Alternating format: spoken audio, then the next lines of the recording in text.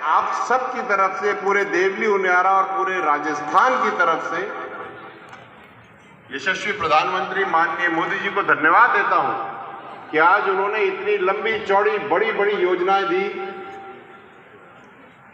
मुझे इस बात का पूरा यकीन है कि माननीय मुख्यमंत्री भजनलाल जी के नेतृत्व में इन योजनाओं को हम शिखर तक पहुंचाएंगे और राजस्थान को हम वहां लेकर के जाएंगे जहां हम सब इसको देखना चाहते हैं। और लेकिन ये केवल नाम मात्र बोलने से नहीं होता, जो भी काम है वो हमें करने पड़ते हैं।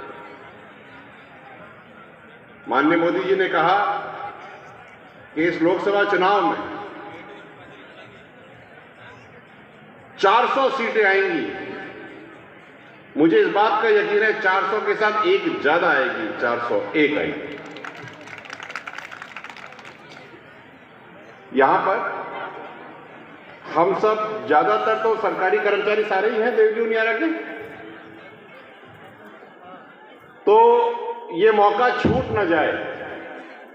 मैं आप सब से एक दिल का संवाद भी करना चाहता हूं। जितने भी यहां पे सरकारी कर्मचारी टेबल पे अपना पेन रख दे, मेरी बात ध्यान से सुने। हम लोग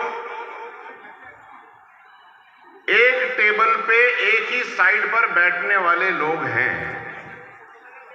हमारा केवल एक ही काम है, मेरा भी वही काम, आपका भी वही काम, कि इस क्षेत्र के जिस जिस कार्य में आप कार्य कर रहे हो उस कार्य का लाभ वो आखिरी छोर के व्यक्ति को मिलना चाहिए और उसके लिए हम कार्य करेंगे। ये बात हमारे मन में अच्छी तरह से बैठ जानी चाहिए। बहुत सारे लोग हैं जो यहां पर कर्मचारी हैं और कम से कम 20 साल से, कोई 18 साल से, कोई 13 साल से, कोई 7 साल से काम कर रहे हैं। और जब मैं सबसे मिलता हूं तो मुझे उनके अंदर एक ऊर्जा दिखती है और थोड़ी सी हिचक भी दिखती है। ऊर्जा तो काम करने की और हिचक इस बात की कि कुछ गड़बड़ तो नहीं हो जाएगी।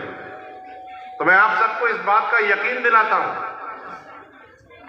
कि अगर आप पूरी शिद्दत से अपना काम करेंगे तो मैं आपके साथ, आपके बगल में ढाल की तरह खड़ा रहूंगा। काम पूरे होने चाहिए सब। ये बात बहुत जरूरी है, समझना जरूरी है। अभी मैं बात कर रहा था, वहां पे डिपार्टमेंट की एक टेबल लगी थी, पालनहार योजना की बात हो रही है।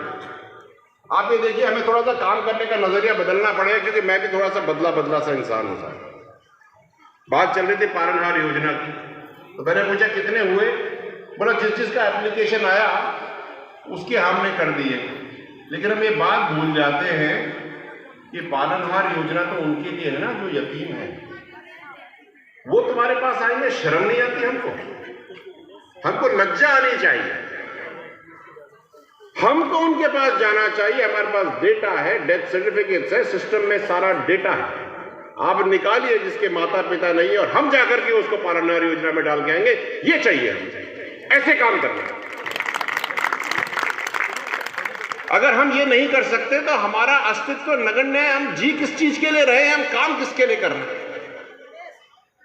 आई am sorry, but this is important to know and understand. मैं तो मैनेजमेंट का आदमी हूं साहब। मैं आज जो बात करूंगा उसका रिजल्ट आपको आज अजीब सा लगे, लेकिन 3 साल बाद इसका रिजल्ट बहुत सुखद होगा।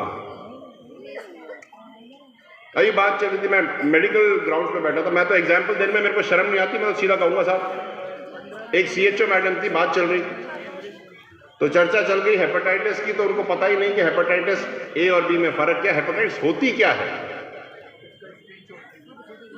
इस बात का गम नहीं है कि पता नहीं है, इस बात का गम है कि पता करने की चेष्टा नहीं है। मैं ये चाहता हूं कि आप सब सीखो, और मैंने निवेदन किया है डॉक्टर साहब से कि जितने भी CHO है देवली उनियारा में, सबका टेस्ट लो, पता तो पड़े कि पानी और सलाइन में फर्क पता है कि नहीं पता। जरूरी है। मैं किसी के ऊपर उंगली नहीं उठा रहा, लेकिन जो चीज सामने दिखती है भैया जल्दी मक्खी निकली नहीं जाती।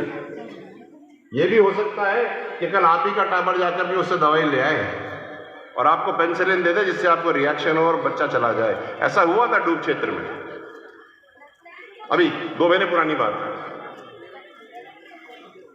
मैं ये चाहता हूं कि हम सब मिल करके एक से एक का कंधा लगा करके इतने स्ट्रांग बन करके देवली उनियारा को आगे लेके जाएं कि जो मेरा वचन था, जो मैं सबको कहता आ रहा हूं इतने सालों, इतने महीनों से, कि देवली उनियारा को एक मॉडल विधानसभा बनाएंगे।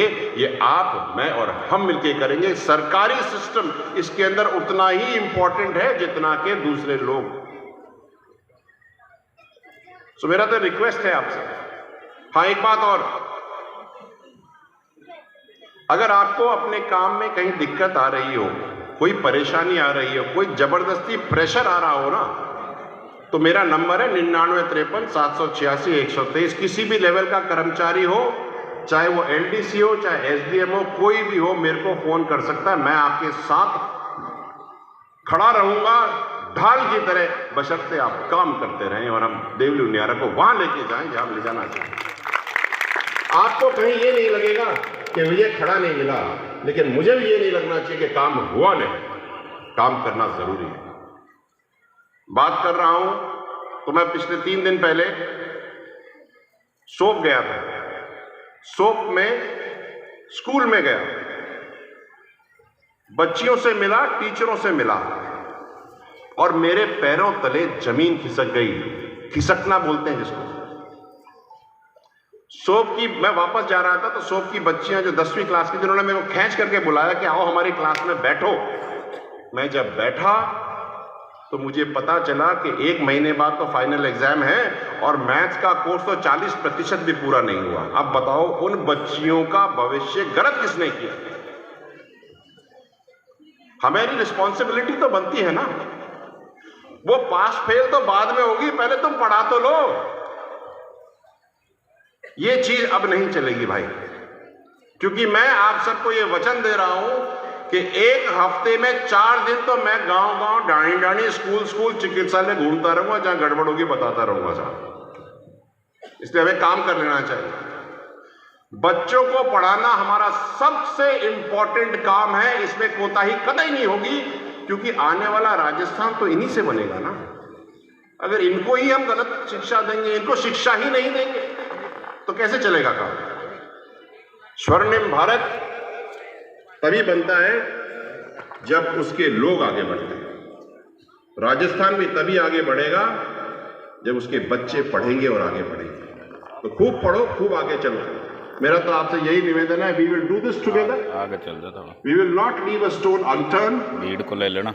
And we will do what we have designed and decided to do. और आखिरी में एक बात कह के जा रहा हूं आपसे, इस दुनिया में कोई भी काम असंभव नहीं है। सब कुछ संभव है। सब कुछ संभव है। निष्ठा, लगन, मेहनत और एकाग्रता की जरूरत है। चाहे हम सरकारी नौकर हों, चाहे हम प्राइवेट नौकर हों, चाहे हम घर के लोग हों। मैं आपसे मदद की उम्मीद करते हुए जा रहा हूं और हम सब मिलकर के माननीय नरेंद्र मोदी जी का जो विजन है उसको हम पूरा करेंगे। और 401 तो आएगी और भारत और राजस्थान उस जगह बैठेगा जहां सब लोग देखना चाहते हैं। बहुत बहुत धन्यवाद। Have a wonderful day. Thank you so much.